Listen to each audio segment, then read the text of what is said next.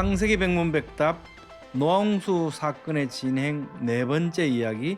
물이 줄어들면서 방주는 아라랏산에 안착.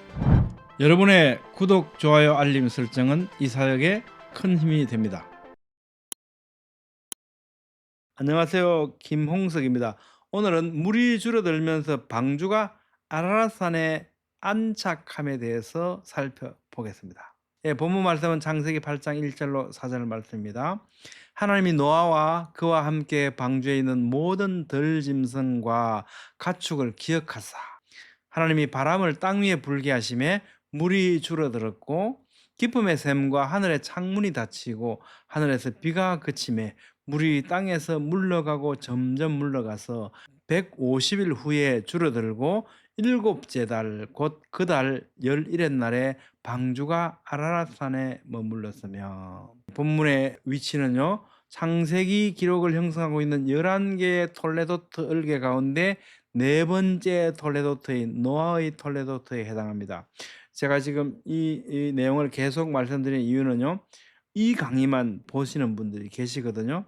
또 이 내용은 워낙 중요하기 때문에 계속 들으시는 분들도 반복적으로 시청하시면서 전체 윤곽을 담아 놓으시는 게 좋을 것 같습니다. 그래서 이 노아의 톨레도트는 엘레 톨레도트 노아흐라고 시작을 하고요. 그래서 이 원어의 톨레도트, 이걸 따서 이제 11개의 톨레도트 을개라고 말합니다. 이 엘레 톨레도트 노아흐는 이제 개역 개정 성경에서는 이것이 노아의 족본이라 이렇게 번역했고요. 개역 성경에서는 노아의 사적은 이러하니라 이렇게 번역을 했습니다. 이 노아의 톨레도트 안에 우리 본문의 내용이 있는데, 이 톨레도트 내에서 그러면 본문은 어디에 있느냐? 이 노아의 톨레도트는요, 크게 두 개의 열린 문단으로 구성되어 있습니다. 그 중에 첫 번째 열린 문단 안에 5개의 닫힌 문단이 있습니다. 그 5개의 닫힌 문단 가운데 세 번째 문단에 해당하는 것이 오늘 본문의 말씀입니다. 그럼 앞에 두 문단은 뭐냐? 이것이 노아의 족보다 온 세상이 부패했다. 방주를 준비해라. 이런 문단 이야기들이 있었고요. 오늘 이제 노홍수가 진행되는 이 문단 속에서 본문이 있습니다. 노홍수는 철저히 하나님의 통제하에 이루어졌다는 것을 우리는 알 수 있는데요. 노홍수의 기록 자체가 그것을 우리에게 알려주고 있습니다. 노홍수는 8장 1절에 하나님이 기억하사 라고 하는 이 말씀을 중심으로 해서 정확하게 대칭을 이루고 있습니다. 노아는 세 아들을 낳았다. 노아의 이 세 아들로부터 사람들이 온 땅에 퍼졌다. 온 땅이 부패하여 포악함이 땅에 가득했다. 생육하고 번성하여 땅에 충만하라. 땅에 있는 자가 다 죽으리라. 내가 전에 행한 것 같이 모든 생물을 다시 멸하지 아니할 것이다. 방주에 들어가라. 방주에서 나와라. 큰 기쁨의 샘들이 터지며 하늘의 창문들이 열려서 노아홍수가 시작됐다. 물이 그치고 땅이 말랐다. 물이 많아져서 방주가 떠다녔다. 물이 물러가서 방주가 산에 멈추었다. 그리고 그 중심에 하나님이 기억하사, 이런 말씀이 있습니다. 이렇게 이 사건들이 질서정연하게 이루어졌다는 사실을 우리에게 이 기록을 통해서, 이것은 자연적으로 현상이 아니고 하나님의 철저한 통제하에 있는 질서정연한 사건이었다는 것을 우리에게 강조하고 있는 듯합니다.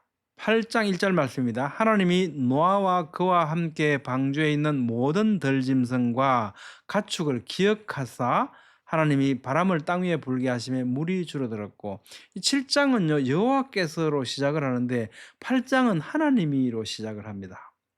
혹자는 이것을 두고 7장과 8장의 원자료가 다르기 때문이다라는 문서설 주장을 하기도 해요. 근데 그렇지 않습니다. 여기는 원자료가 달라서가 아니라는 충분히 적절한 이유가 있습니다.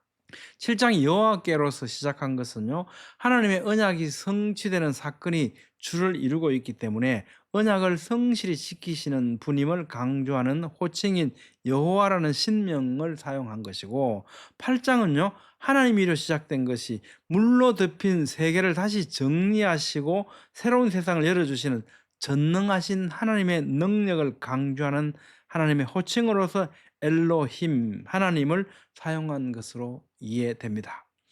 8장 1절 기억하사, 이 기억하사로 번역한 자카르라는 단어는요, 색이다란 뜻을 가진 말에서 유래해서 기억하다, 또 생각하다 이런 뜻을 가지고 있습니다. 이것은 마음에 뚜렷이 새겨서 항상 깊이 간직한다는 의미입니다. 노홍수 기간 동안 하나님께서는 한시도 잊지 않고 늘 생각하시며 지켜주셨다는 의미를 강조하는 단어입니다.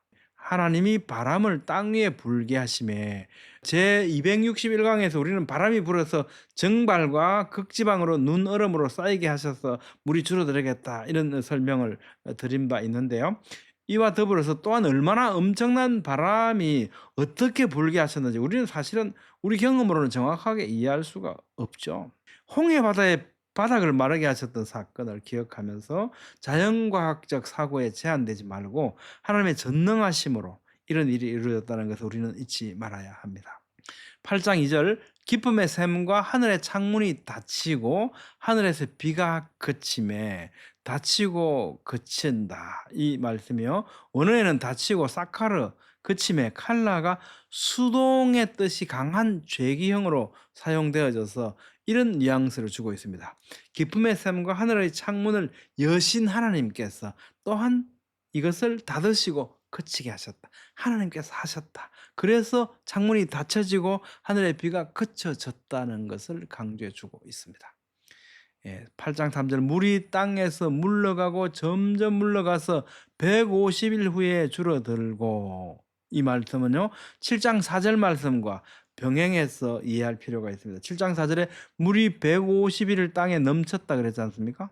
물이 150일 땅에 넘쳤다. 그럼 이 말씀을 가지고 볼 때, 대비해 볼 때요, 8장 3절에 점점 물러가서 150일 후에 줄어들었다 이 말씀은 바로 7장 17절 아라랏산에 이제 방주가 도착한 이때로부터 해서 150일 동안 물이 줄어들었다. 그러면 600세 되던 7월 17일부터 12월 16일까지가 150일경에 해당하거든요. 그러니까 12월 17일 날 물이 거의 빠진 상태가 되었다는 것을 우리에게 알려주는 것 같습니다. 일곱째 달 곧 그 달 11의 날에 방주가 아라랏산에 머물렀다. 7월 17일 아라랏산에 방주가 도착한 것. 그 전에 물이 15규빗이 더 올라서 물이 이제 최고 수위에서부터 이제 빠지기 시작했죠. 빠지기 시작했지만 그러나 이 150일 동안 아직도 물이 넘쳐 흘렀다는 겁니다. 넘치고 있었다. 그리고 나서 이제 그 최정점을 지나서 7월 17일 날 아라랏산에 방주가 도착한 거죠. 방주가 아라랏산에 도착했다. 아라랏산은 어디에 있냐 하면 여기가 터키고요. 여기가 시리아입니다. 그리고 이라크고, 요 옆에 이제 보면 아르메니아가 있고 아제르바이잔이 있지 않습니까? 아르메니아에 속해 있던 산이었는데 터키가 이걸 이제 점령을 했죠. 그래서 지금은 터키 영토에 들어가 있습니다. 이 아라랏산은 해발 5,160m. 아르메니아인들은 이 일대를 후손의 땅이라고 불렀고요.